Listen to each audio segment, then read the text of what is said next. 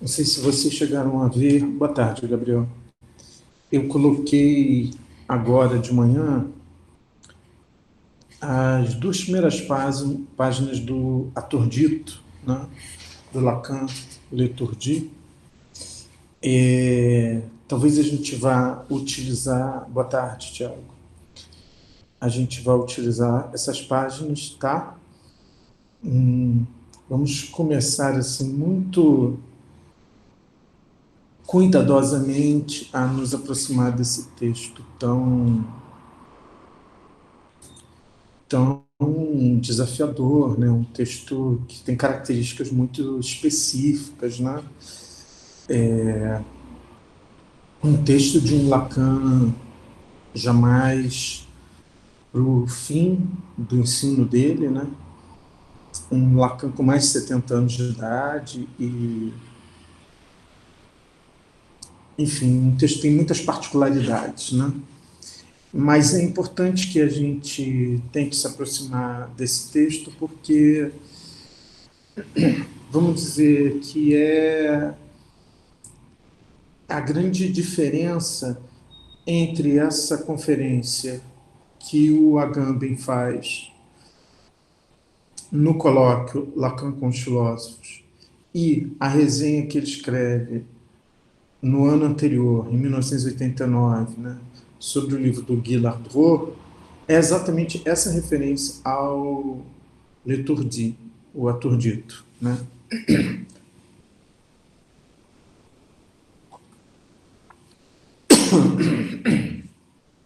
Quer dizer, o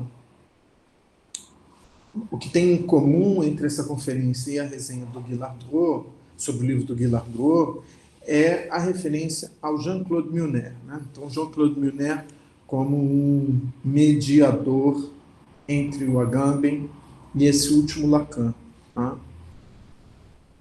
Ou seja, esse Lacan dos nós, do Novo-Romiano, né? Mas aqui na conferência ele mantém a referência ao Jean-Claude Milner, mas ele introduz algumas referências diretas ao texto do Aturdito, do Lacan, né? Então, eu diria que a grande novidade dessa conferência é exatamente essa referência ao Leturdi. Ou seja, em todos os textos anteriores do Agamben, em que ele se referia ao Lacan, ele nunca tinha se referido antes ao Leturdi, e, e essa conferência, a grande referência é esse texto, né? É exatamente esse texto, né? Então eu vou... Na última vez, a gente já começou a ler o trecho da conferência, na qual ele começa a se referir ao Leturdi, né? E, e, mas isso já foi mais no final da aula. Olá. Então, a gente fez uma leitura um pouco apressada, hoje a gente vai retomar aquele trecho, né? Isso tem sido mais ou menos o movimento do curso, né? A gente entra num texto, faz uma leitura um pouco rápida e na aula seguinte a gente retoma com mais devagar, né? Então a gente vai fazer isso. Eu queria, antes, né, de entrar no Lacan e no Leturdi, eu vou colocar aqui no modo de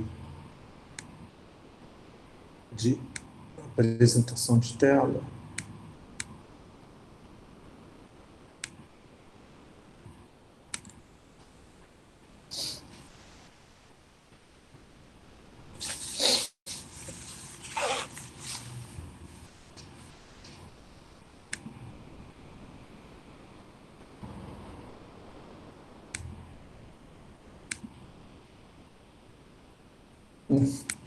Não sei por que ele está pedindo isso.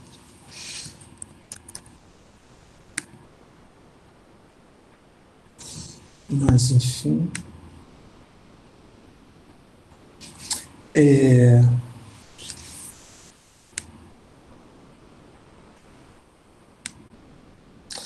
Então, antes eu gostaria, eu li uma passagem, né, da outra vez, que eu achei que eu li um pouco rápido demais. Eu gostaria de retomar essa passagem antes da gente ir para o Lacan, né? Porque da outra vez eu tentei mostrar como existem alguns elementos que se repetem nesses textos, né? Que são a coisa mesma, né? Que é um texto de 1984.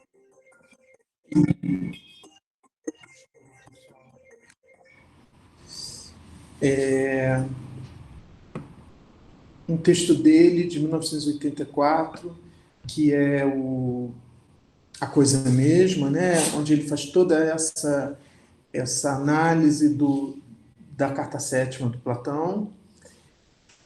E a gente viu que essa análise da carta sétima de Platão, restos dela, né, aparecem tanto na resenha do Guilherme, do livro do Guilherme, quanto na conferência Experimentum Língua, né, no Congresso sobre Lacan, no colóquio sobre Lacan, mas também aparecem no texto, no prefácio do Infância e História, que ele publica em 1989, ou seja, o mesmo ano da resenha sobre o livro do Guilherme, né? Então, é como se fosse um momento onde essas questões que ele já vinha trabalhando, né, questões relativas à linguagem, né, ela, elas elas começam a se repetir nos textos, né? E eu acho que o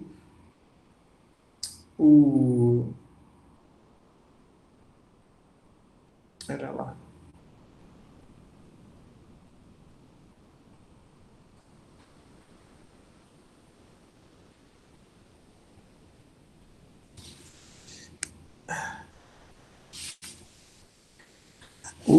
Essa coisa do PDF, eu tô tendo muita dificuldade. Ok, aqui. Eu disse para vocês, né, a grande referência, eu acho que a grande, a grande referência que o Agamben tem para pensar essa questão é essa carta do Benjamin para o Buber, né? Essa carta onde o Benjamin fala dessa puríssima eliminação do indizível na linguagem, né? Então, como acontece com muita frequência na obra do Agamben, né, ele determinadas coisas que no Benjamin às vezes são uma frase, um fragmento, né, o Agamben acaba transformando aquilo num projeto, né? Em certo sentido, o Homo Sacer, a tetralogia Homo Sacer, né, que é uma obra que ele levou 20 anos para escrever, né, quase isso, ela ela parte ela parte do Benjamin também, né? Mas são sempre pequenos pequenas ideias não desenvolvidas no Benjamin, né, que no Benjamin fazem uma aparição assim rápida, e o Agamben pega aquilo. Esse texto do Benjamin não é um texto, é uma carta, tá? É alguma coisa que está na correspondência do Benjamin, né? Ele tem uma correspondência com esse cara chamado Buber, né? E nessas cartas, é, você. Eu tenho se vocês quiserem, eu tenho uma edição em inglês dessa correspondência.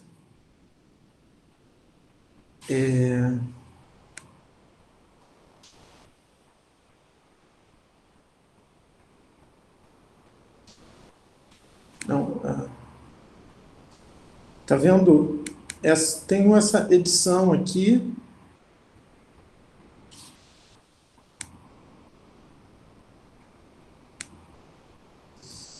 E aí, nessa edição, tem uma hora que chega a carta para o Buber, tá? Se vocês quiserem, eu posso disponibilizar essa edição que eu tenho em PDF. Então, mas nessa carta, né?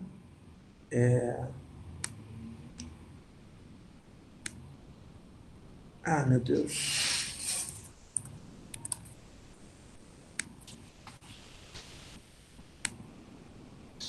Nessa carta, né, que o Agamben cita, né, com uma certa frequência, né, aparece essa formulação do Benjamin, né, nesse momento que ele fala dessa puríssima eliminação do indizível na linguagem. Né? Então, eu acho que, na verdade, né, eu já falei isso aqui algumas vezes, né, mas a gente talvez seja preciso repetir, né, e tentar, a cada vez que eu repito, tentar ser um pouco mais preciso. Né? Essa ideia, ela é uma ideia que, essa ideia dessa eliminação do indizível na linguagem, né, é isso que está movendo, eu acho, né, o Agamben quando ele formula essa expressão latina experimentum lingua. Tá?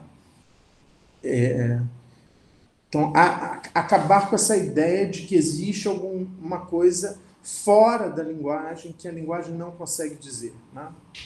Então, o texto, a coisa mesma, né?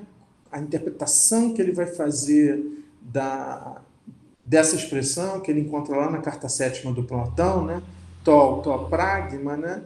É exatamente uma leitura que visa desconstruir a ideia de que a coisa mesma seria uma coisa para além da linguagem ou fora da linguagem. Né? Então, tanto é que aí um pouco a conclusão do texto é que a coisa mesma é a coisa da linguagem. Né? E isso se repete aqui, né?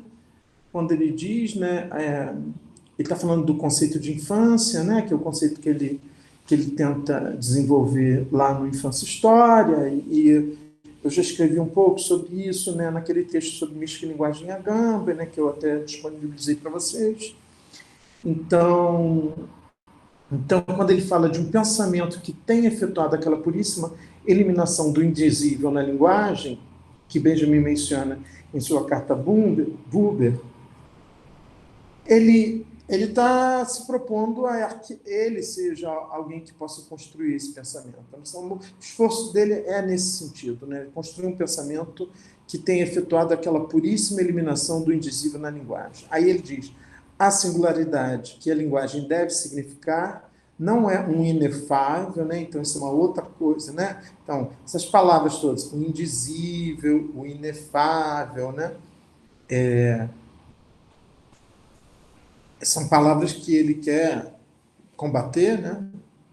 Então, a singularidade que a linguagem deve significar não é um inefável, mas é o supremamente dizível, a coisa da linguagem. Então, quando ele diz a coisa da linguagem, ele está retomando o texto dele, a coisa mesma, né? Sobre a carta sétima do Platão. Né? Então, essa coisa é a coisa da linguagem. Então, o que está em jogo para ele essa ideia de que isso é o supremamente dizível? Né? Não é o indizível, mas é o supremamente dizível. Né?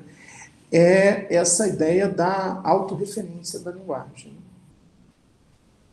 Que a linguagem ela é, sobretudo, autorreferente. Né? Então, isso quer dizer que, embora exista isso que ele chama de invencível poder pressuponente, né, o que ele se propõe é exatamente vencer esse poder pressuponente. Né? E aí, onde é que isso se dá? Né? Onde é que se vence esse poder pressuponente da linguagem? Né? Esse poder pressuponente sendo esse poder que a linguagem tem de sempre pressupor um objeto extralinguístico sobre o qual ela falaria. Né? Ele explica isso muito bem lá no A Coisa Mesma, fazendo referência tanto ao Platão quanto ao Aristóteles, né? aquela estrutura do dizer algo sobre algo, né? De dizer um predicado de um sujeito, né? Etc. Né? Então, quando é que se vence? É muito importante o que ele diz depois, né? De maneira que o indizível é precisamente aquilo que a linguagem deve pressupor para poder significar. Isso aqui também é importante, por quê? Porque no experimento língua, a linguagem não significa. Né? Ou seja, para que haja um experimento língua, é preciso que a linguagem saia do campo da significação, que ela deixe de significar. Porque para ela significar, para a linguagem poder ser uma linguagem significativa, significante, ela vai sempre ser o exercício desse poder pressuponente, né? Então, esse indizível que ela pressupõe, né, que ela não alcança, é precisamente aquilo que ela deve pressupor para poder significar. Então, se ela não pressupuser esse objeto, que seria um objeto extralinguístico, ela também não vai significar. Então, ela vai deixar de ser uma linguagem significante. E é exatamente essa linguagem que o Agamben está buscando, e nessa conferência ele vai dizer que isso é exatamente aquilo que, que o Lacan chamou de la langue, né? Que é uma coisa que pode ser traduzida como a língua, escrito assim, tudo junto, né? Mas existe também uma outra tradução que circula muito, que é a tradução como la língua, né?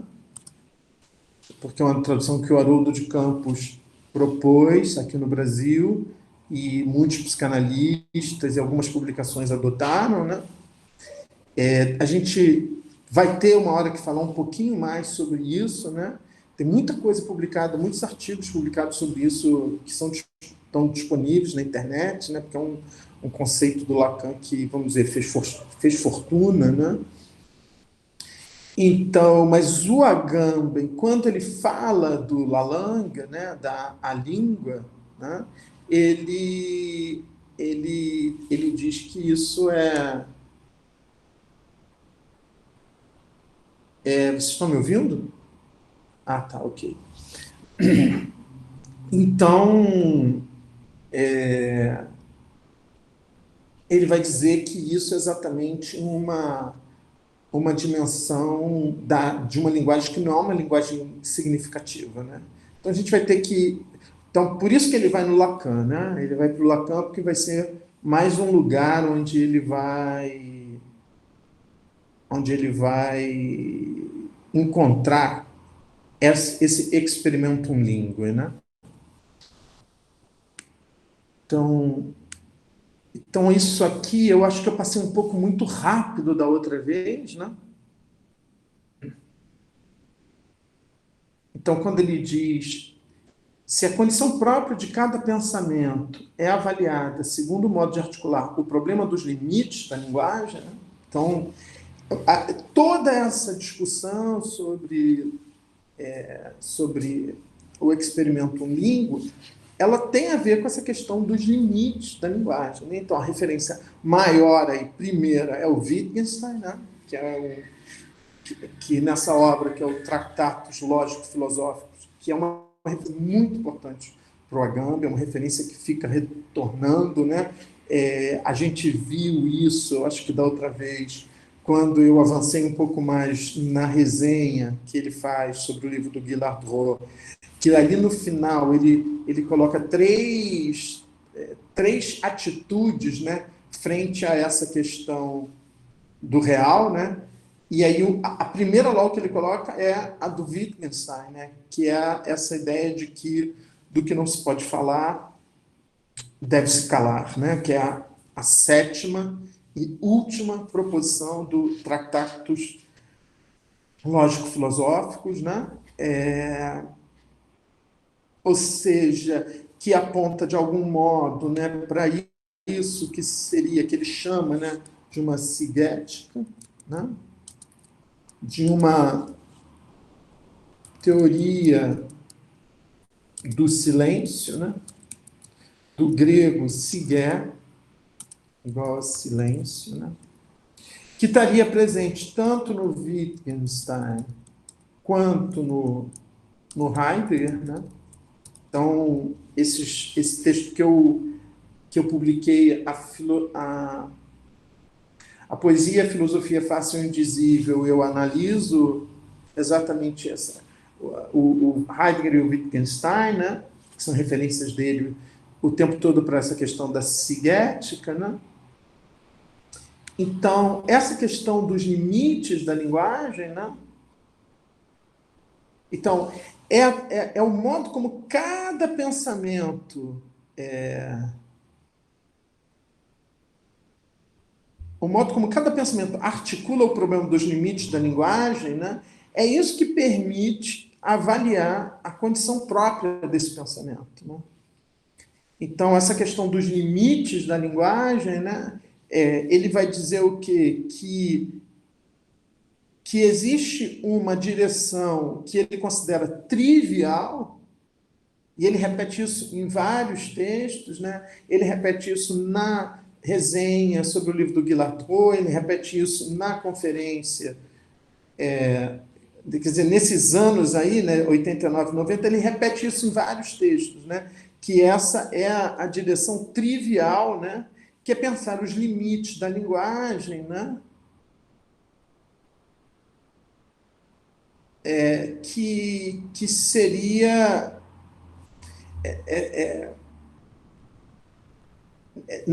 pensar os limites da linguagem na direção disso que se entende por inefável, né, ou indizível, né? Então ele não quer essa direção, né, exatamente porque ele está partindo do projeto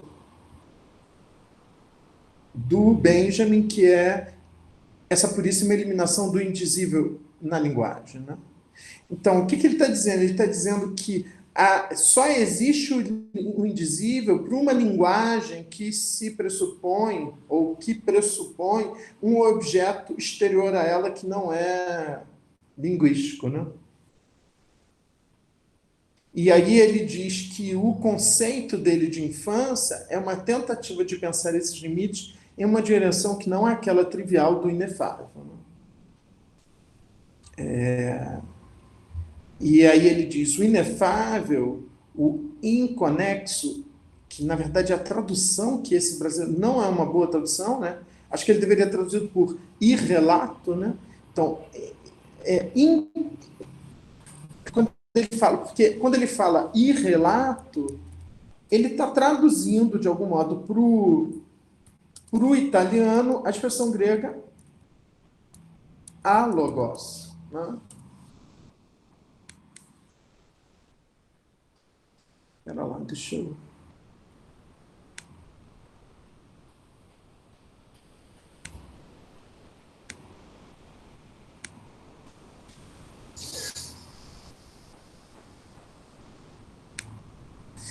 Então, porque logos, né, é linguagem, mas também é relação, né? Logos também é proporção, relação, né? Então, quando ele diz o inefável, o irrelato, são de fato categorias que pertencem unicamente à linguagem humana. Então, ele vai dizer que isso que a gente chama de inefável vamos dizer, é um produto da própria linguagem, né? Ou seja, é só para seres falantes que pode existir alguma coisa como o indizível ou o inefável, né? Então ele vai dizer, longe de assinalar um limite da linguagem, né? Então não é por aí que ele vai pensar a questão dos limites da linguagem, né? Longe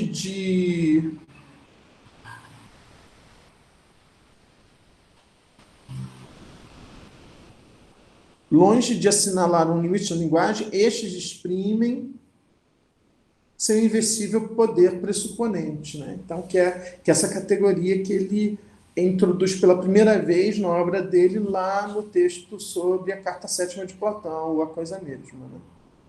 Então, eu achei que seria interessante reler com mais de calma esses 2 parágrafos, né? Eu peço que vocês levem em consideração, eu sugiro que vocês leiam todo esse texto, né? Esse prefácio do Infância e História, né? Que tem esse título também de Experimentum Linguae, né? Mas esses 2 parágrafos aqui, em especial, na verdade é um parágrafo, né?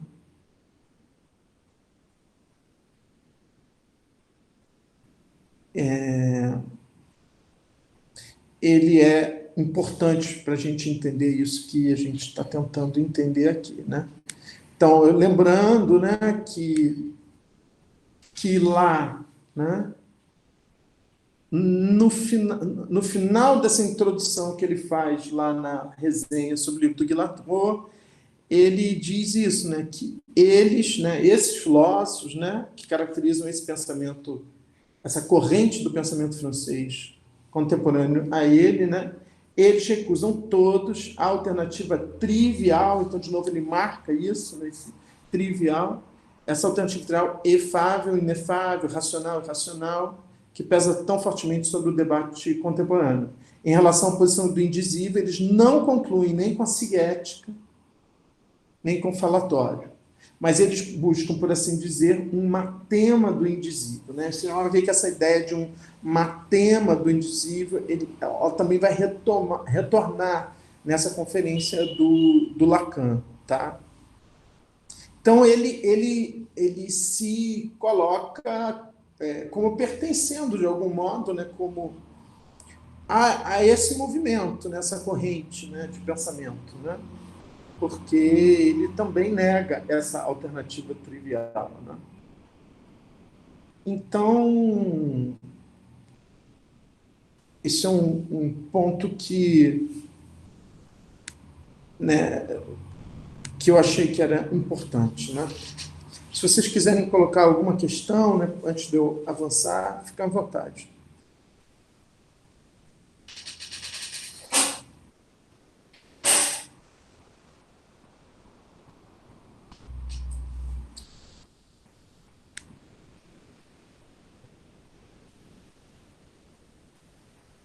Então,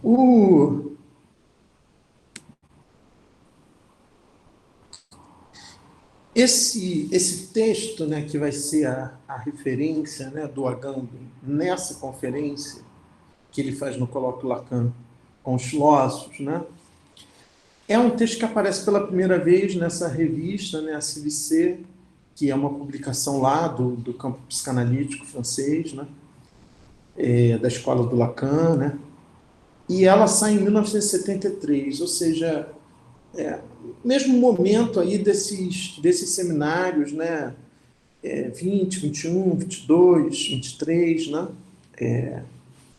ela é uma referência, um jogo, né, com uma peça do Molière, né, que se chama L'étourdi, sem o T, tá vendo? L'étourdi quer dizer o aturdido, né? O atordoado, perturbado, né? Mas também o maravilhado, o assombrado, né? Então, isso é interessante, né? Essa gama aí, né? Porque, sobretudo que aparece aqui, essa coisa do maravilhado, né? Porque lá na discussão com o Wittgenstein, né? A, a questão do experimentum linguae do Wittgenstein, segundo Agamben, exatamente ele aparece na conferência sobre a ética do Wittgenstein, exatamente no momento em que o Wittgenstein fala sobre esse espanto, sobre esse maravilhamento, né? Só que ao acrescentar uma letra T, né,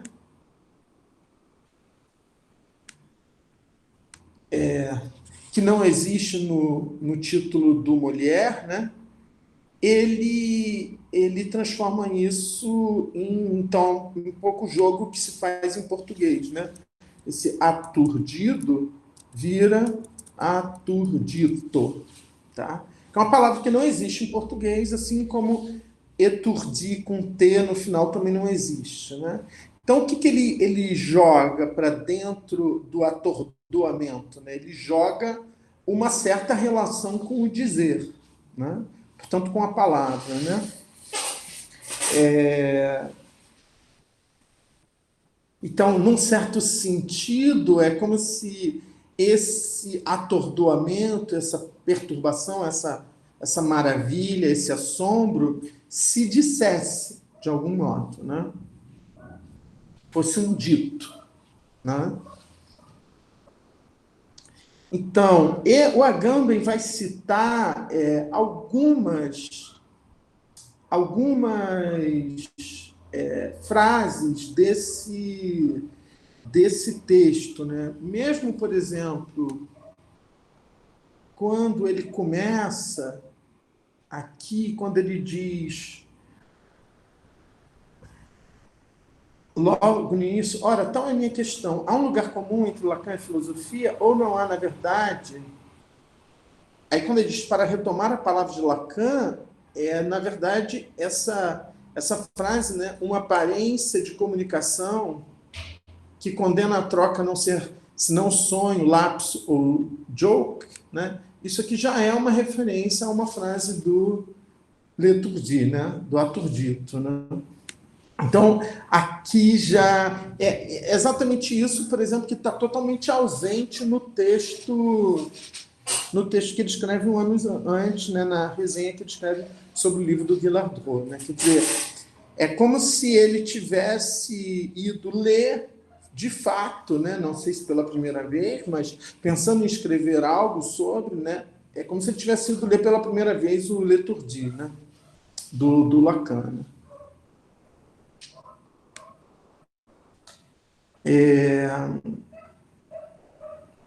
A frase que o Agamben cita, né? O discurso psicanalítico toca no real ao encontrá-lo como impossível, né?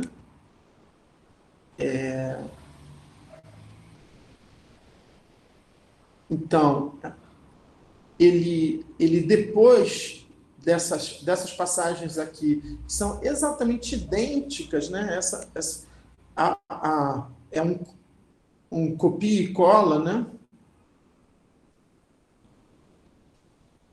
Depois dessa passagem, que é um copia e cola, né? Ele introduz uma outra coisa, né? Isso aqui é igual, né? Como está lá no texto, na resenha sobre o livro do Jean-Claude Miller, mas aí ele introduz uma coisa que não estava lá, que é exatamente essa referência, essa citação, né? Quando ele diz, ou seja, ele aborda a questão do nó, né? Do nó entre real, simbólico e imaginário, né? Ou seja, essa ideia de que, para o ser falante, eu nunca tenho um acesso imediato ao real, porque todo acesso ao real é sempre um acesso mediado pelo simbólico e pelo imaginário, né? Então, eu tenho sempre um real amarrado, né, com o simbólico e com o imaginário, né? E aí ele coloca isso. Consequentemente, o problema está aqui. Se tal é a estrutura, que está se referindo ao nó, né, como se acede ao real? Como é possível para o ser falante encontrar o real? Ora, vocês conhecem a resposta de Lacan em O Aturdito. O discurso psicanalítico toca no real ao encontrá-lo como impossível. Né? Então, se a gente vai lá... Não sei por que isso está acontecendo. Espera lá.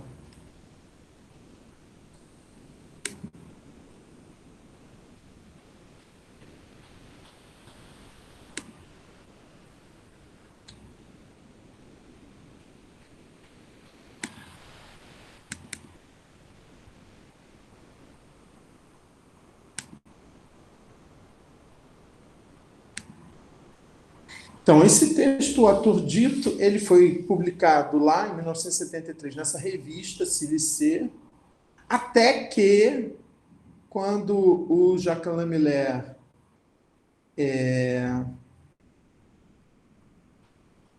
Em 2001,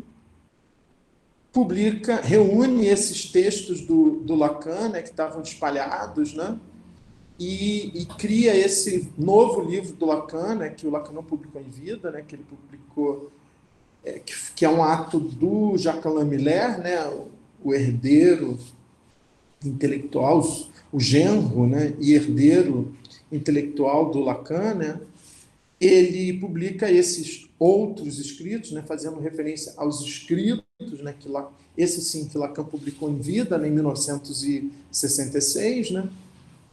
Então,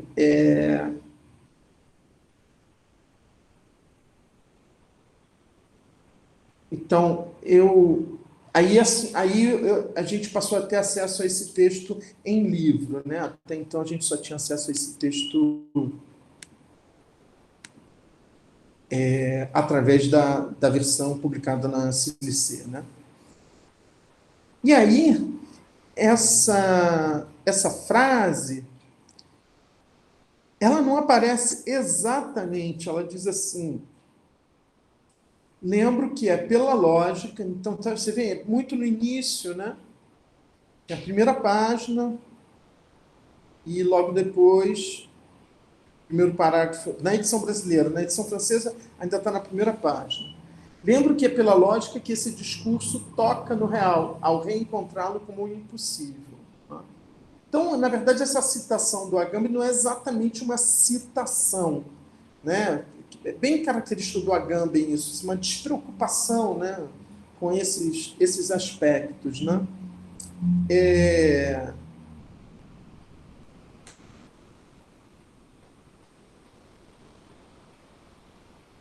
A frase do Lacan é assim: lembro que é através da lógica que esse discurso, ele está se referindo ao discurso psicanalítico, então, no certo sentido, está certo o Agamben dizer o discurso psicanalítico toca no real ao reencontrá-lo como impossível, né?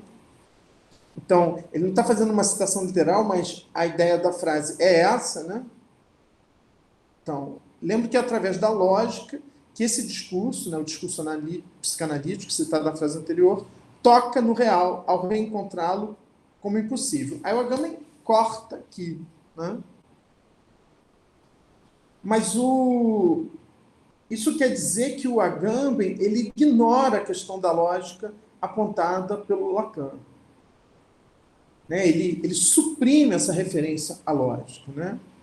Quer dizer, quando ele faz essa afirmação que o discurso psicanalítico toca no real a encontrá-lo como impossível, ele diz que é através da lógica que esse discurso, o discurso psicanalítico, toca no real ao reencontrá-lo como possível. Então a gente vai ter que se perguntar um pouco sobre isso, né? Por que ele diz que é através da lógica, né? Então o Agamben ele corta, ele tira isso, porque ele não tem interesse nisso, né? Então isso já é uma diferença muito grande entre o Lacan e o Agamben, né? Ou entre o Agamben e o Lacan.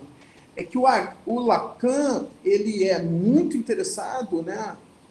A obra dele é uma obra que põe em jogo a lógica, e a matemática e a topologia. Né? A topologia como uma parte da matemática, né? E a matemática como uma parte da lógica. Né? Então, Lacan é um autor para quem a lógica tem um lugar muito fundamental. Né? Porque, de um certo sentido, o conceito do Lacan de impossível é um conceito lógico. Né? A gente vai tentar falar um pouco sobre isso. Né? E o Agamben, ele não tem uma relação com a lógica. Né? Raríssimas exceções, assim, pouquíssimas passagens, ele se refere, por exemplo, na comunidade que vem, ele se refere à teoria dos conjuntos, né? Mas, assim, o que é a relação do Agamben? A relação do Agamben é uma relação com a linguística. Então, nisso ele acompanha Lacan e ele tem uma relação com os mesmos, inclusive, linguistas do Lacan, né? Vamos dizer assim. se você pergunta, né, eu já falei sobre isso aqui no curso, você pergunta quem são os linguistas do Agamben? São os mesmos do Lacan. Saussure, Jacobs, Urbain de Nice e, por fim, Jean-Claude Milner. Esses são os linguistas do Agamben, esses são os linguistas do Lacan. E antes de serem linguistas do Agamben, foram os linguistas do Lacan. Então, a linguística é, de fato, um saber, um campo de saber que é muito importante para o Agamben e que é muito importante para o Lacan. Mas a lógica e a matemática não, né? Ou seja, a gramática histórica é um saber muito importante para o Agamben, né? Também. A linguística, a gramática histórica, mas a lógica e a matemática não, definitivamente não. Quer dizer, aí para o Agamben a referência fundamental é a poesia, é a literatura, né? Enquanto que para o Lacan, Lacan não separa essas coisas com muita assim, poesia, matemática, sabe? Linguística, lógica, tudo isso entra, né? E esse conceito de impossível, né? Que é o conceito que ele tem para pensar o que ele chama de real, ele é um conceito oriundo da lógica. Então, por isso que ele diz, é através da lógica que esse discurso, o discurso psicanalítico, toca no real, ao reencontrá-lo como possível. Essa dimensão, que é através da lógica, o Agamben ignora isso solenemente. Solenemente. Né? Então, isso é muito típico do modo como o Agamben lê qualquer autor. Ele vai lá, extrai uma coisa, tira totalmente do contexto e joga isso que ele extraiu para um outro contexto, que é o contexto dele, que é o contexto que ele vai construir. Tá? Mas quando ele diz, se a gente continua aqui, né, quando ele diz, lembro que através da lógica que esse discurso toca no real, ao reencontrá-lo como possível, e é por isso que é esse discurso, o discurso psicanalítico, que leva a lógica à sua potência última. 2 pontos. Ciência, eu disse, do real.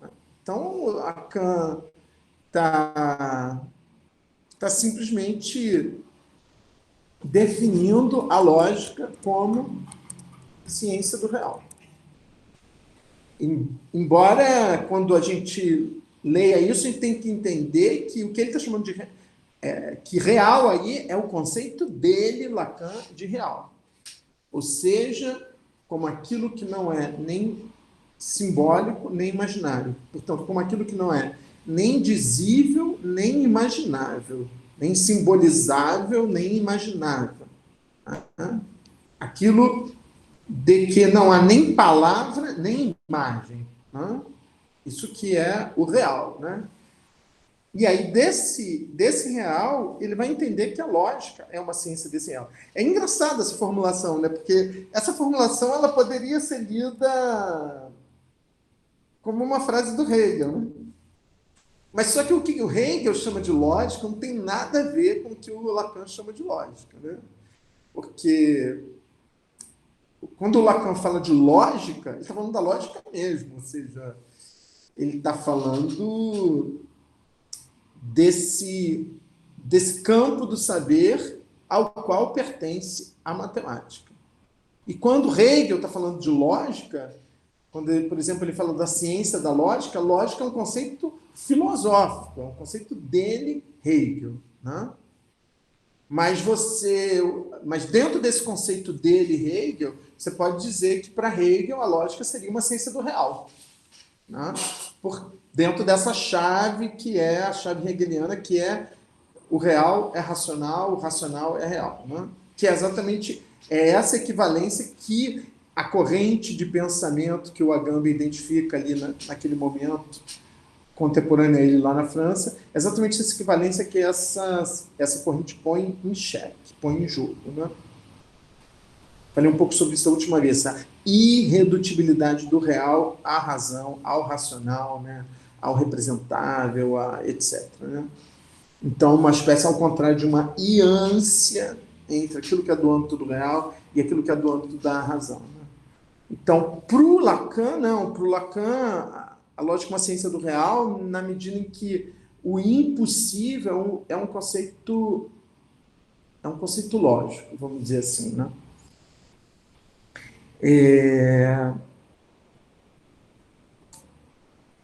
Então, só que isso, embora o Agamben ele desconsidere, né, a lógica, não é porque o impossível não interessa a ele, né? É porque, vamos dizer, o impossível pode ser pensado como um conceito disso que nós conhecemos como lógica modal. Tá? E o Agamben se interessa por isso, porque ele se interessa pelos modos. Mas vamos dizer que, em vez de pensar isso a partir da lógica, ele vai pensar isso a partir da ontologia, né? Ou seja, ele vai pensar os modos, né, as modalidades a partir da ontologia, né? Ou seja, a referência última é o Aristóteles, né? Se vocês quiserem se informar um pouco sobre isso, assim, de um discurso deixa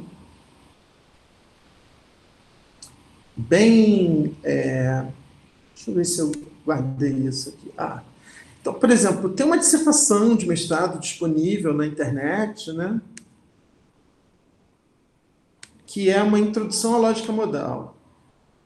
E ele,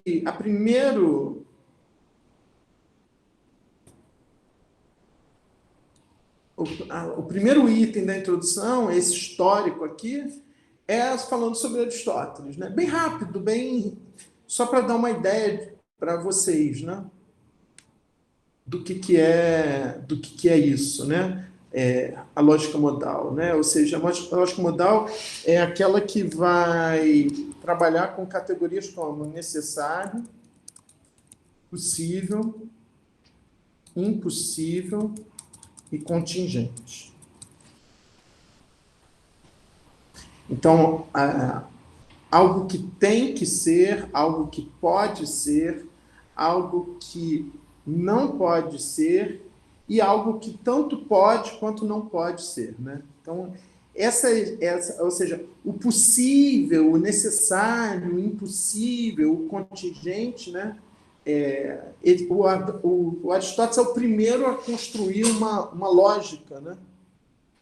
Desses modos, né? Dessas modalidades, né? Vamos dizer assim. Né? Na metafísica também, mas sobretudo na lógica, né? Ou seja, sobretudo no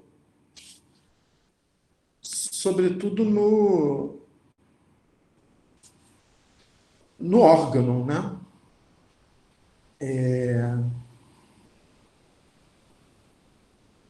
Então, assim, o Lacan ele já estava trabalhando com isso já no seminário 19, né? Porque para construir as lógicas da sexuação, ele, de certo modo, retoma o quadrado lá do Aristóteles, né? Daquelas proposições universal afirmativa, universal negativa, particular afirmativa, particular negativa, né?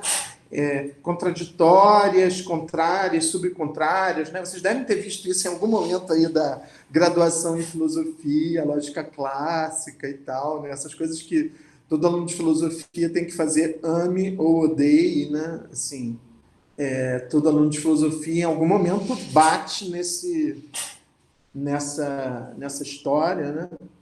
Então, isso é muito importante para o Lacan e é muito importante para o Agamben, mas não é exatamente da mesma forma, porque essa observação é boa, assim, quem falou, mas isso não está na metafísica, então é exatamente isso, quer dizer, para o Agamben, essas categorias modais, elas são mais importantes enquanto categorias metafísicas, ontológicas, e para o Lacan, elas são mais importantes enquanto categorias lógicas, né? O que é natural, porque o Agamben é filósofo e o Lacan ele é psicanalista, ele tem toda uma crítica à ontologia, né? Ele acha que a ontologia é uma vergonha, né? Que é um discurso vergonhoso, né? Então, então é isso. Gente, eu vou fazer um pequeno intervalo, tá? E aí, daqui a 10 minutos a gente volta. Se vocês tiverem perguntas, anotem e coloquem no início do próximo bloco. Tá bom? Vou interromper a gravação aqui.